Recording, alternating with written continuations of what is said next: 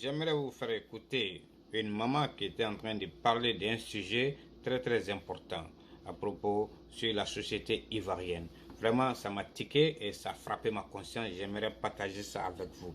Écoutons-la et puis on revient. Notre jeunesse se meurt par la drogue.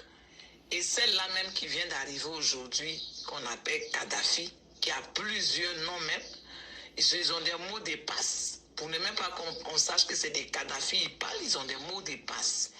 Et cette drogue Kadhafi, quelqu'un peut même mettre dans une bouteille d'eau, puisque tu ne sais pas si c'est l'eau simple qu'on t'a offert, et ton enfant va rentrer dans ce réseau. Chers leaders, voyons comment nous pouvons faire des programmes pour envahir les quartiers, les sous-quartiers, pour parler à nos enfants, à nos jeunesses.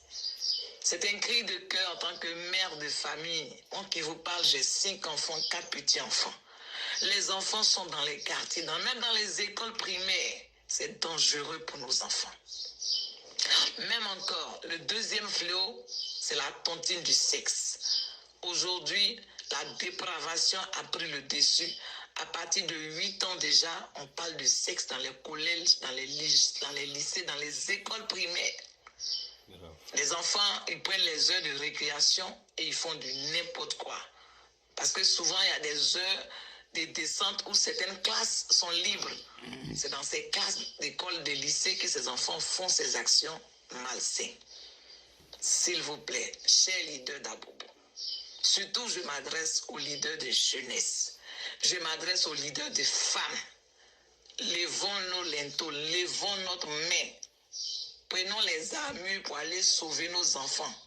Ok, on va arrêter là. Bon, quand j'ai écouté ça, ça m'a donné la chair de poule. Ça m'a tiqué. Ça a tiqué ma conscience. Et j'ai tenu à partager ça avec vous. Et partager cette vidéo-là, elle est vraiment très importante. Je me demande, est-ce que nous allons laisser cette jeunesse-là dans la perdition, dans la drogue, faire les rapports sexuels dans les établissements scolaires aujourd'hui? Est-ce qu'on doit les laisser faire de la dépravation, de merci, la perversion sur les réseaux sociaux en tant que parents? Est-ce qu'on doit les laisser faire ça?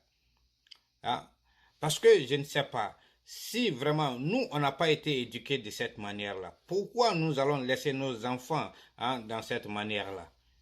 Voilà, si vous réveillez aujourd'hui nos parents, nos aïeux, de leur tombe et leur montrer le comportement de nos enfants, de la jeunesse d'aujourd'hui, ils vous diront où est partie notre dignité africaine, où sont parties nos valeurs africaines. Mais je me demande où et quand cela va nous amener. Je n'en veux pas souvent à cette jeunesse-là, vraiment. Parce que la faute, c'est à qui? La faute revient à qui? La faute revient à nous les parents. La faute nous revient. Parce que c'est nous qui encourageons cette pratique-là. C'est nous qui encourageons cette jeunesse-là dans cette bêtise-là. C'est nous qui encourageons nos jeunesses à faire de la médiocrité. C'est nous qui applaudissons cette jeunesse-là dans leurs bêtises. Et je vous dis, l'avenir de la Côte d'Ivoire, c'est cette jeunesse-là. Et c'est cette jeunesse-là qui est appelée à être l'avenir de la Côte d'Ivoire. Vous croyez à cela? Voici l'avenir de la Côte d'Ivoire. Voilà l'avenir de la Côte d'Ivoire devant vous aujourd'hui. Que dites-vous? Moi, j'ai peur. Quand je dis j'ai peur, c'est pourquoi à travers cette vidéo, j'interpelle les autorités compétentes, la société civile, les professionnels des médias à faire plus d'efforts pour sauver cette jeunesse-là. C'est important vraiment.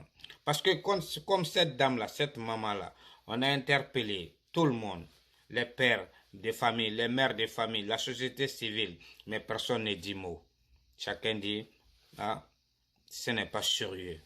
Réveillons-nous, prenons conscience. Parce qu'aujourd'hui, en Côte d'Ivoire, c'est comme si c'est la médiocrité qui est aujourd'hui encouragée aujourd'hui en Côte d'Ivoire. Est-ce que cela va en faveur de cette jeunesse-là? Est-ce que cette médiocrité-là donne l'envie à cette jeunesse-là d'étudier et de travailler aussi? C'est la question que je me pose. Parce qu'on voit sur les plateaux de télévision, on voit sur les plateaux de télé, on voit aussi sur les réseaux sociaux des coachs par là, des coachs par ici, etc. qui enseignent des mauvaises pratiques à notre jeunesse aujourd'hui. Même sur les chaînes des plateaux de télévision, on en voit. Mais aujourd'hui, tout le monde dit que la Côte d'Ivoire se développe. Oui, la Côte d'Ivoire se développe. Mais le développement d'un pays passe aussi par nous, les citoyens. Parce que Tant que nous, les êtres humains, tant que nous, les citoyens, nous ne sommes pas développés dans nos têtes, nous ne sommes pas développés dans nos manières, nous ne sommes pas développés dans la plus belle des façons, le pays ne sera jamais développé. C'est ça qui est la réalité. Oui, je le dis. Il faut que nous, d'abord, nous les citoyens, nous devons être développés dans nos têtes. Nous devons être développés dans nos comportements, dans nos manières de faire, dans nos pratiques. Sinon, la Côte d'Ivoire ne sera jamais développée. Parce que le développement d'un pays passe par nous, les citoyens, d'abord. Parce qu'on doit se réveiller. Réveillons-nous. Songeons à notre jeunesse. Songeons à nos enfants aujourd'hui. Parce que nos parents d'avant, nos autorités d'avant ont travaillé. Et les autorités d'aujourd'hui continuent de travailler aussi. Le président Félix Houphouët-Boigny, le président Ouattara, ils sont en train de travailler, ils sont en train de faire de belles choses. Et le président Félix Houphouët-Boigny a fait beaucoup de choses. La basilique de Yams au lycée scientifique. Et le président Ouattara est en train de faire des ponts, des routes, des hôpitaux, des stades, etc. Et j'en passe. Mais, et nous, notre génération, que va devenir notre génération? Que devient nous, notre génération aujourd'hui? Que va devenir l'avenir de nos enfants? Quel sera l'avenir de nos enfants? C'est la question que je me pose. Vous voyez, à 30 ans aujourd'hui, tu es toujours à la merci de tes parents, mais c'est déplorable.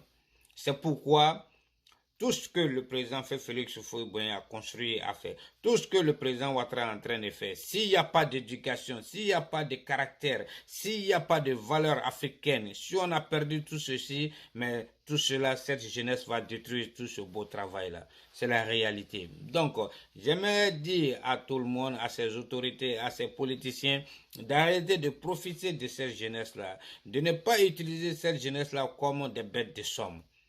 Ce n'est pas sérieux.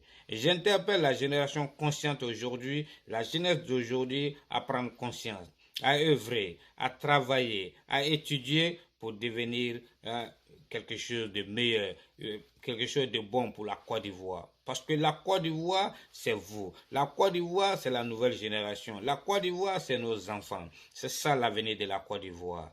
Donc, il faut que ces enfants puissent étudier, puissent prendre conscience. Et nous devons les encadrer. L'État seul ne peut pas tout faire. L'école ne peut pas tout faire. Il faut que nous tous nous y mettons pour que cette jeunesse-là puisse être bien encadrée, organisée, éduquée, pour que la Côte d'Ivoire puisse aller en avant. Et j'interpelle toutes les jeunes filles d'aujourd'hui d'accepter de travailler et de refuser de vendre leur corps pour des miettes. Ça ne paye pas. Une femme, c'est la dignité. Une femme doit respecter son corps. C'est ça la réalité. Donc, à bon entendeur, salut. Peace out. Bye bye.